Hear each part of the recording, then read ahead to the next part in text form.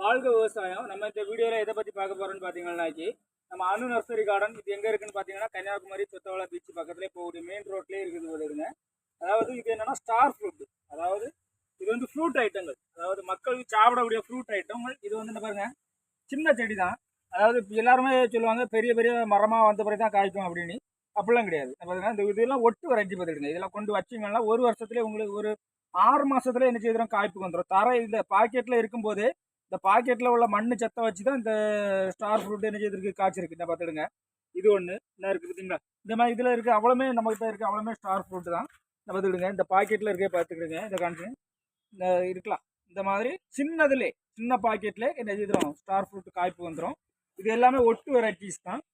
அதனால் உங்களுக்கு ஏதாவது கஸ்டமருக்கு தேவைன்னு சொன்னாக்கி நம்ம நர்சரி அணு நர்சரி கார்டன் இருக்கலாம். இந்த மாதிரி எல்லா செடியிலும் என்ன பார்த்துக்கணும் பூ வந்துருக்கு பாருங்க.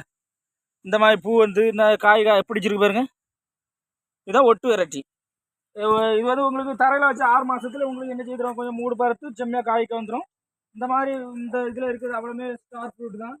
அது மாதிரி பெரிய செடியில் காய்க்கணும்னாச்சு இந்த பாருங்க, இந்த வந்து பாருங்க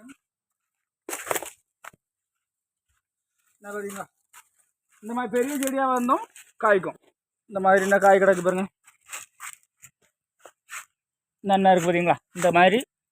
இந்த மாதிரி காய்க்கும். அதனால் யாரும் ஏதாவது கஸ்டமருக்கோ இல்லை விவசாயத்துக்கோ தேவைன்னு சொன்னாக்கி நம்ம அணு நர்சரியை கான்டாக்ட் பண்ணுங்கள். வாழ்க. நன்றி, வணக்கம்.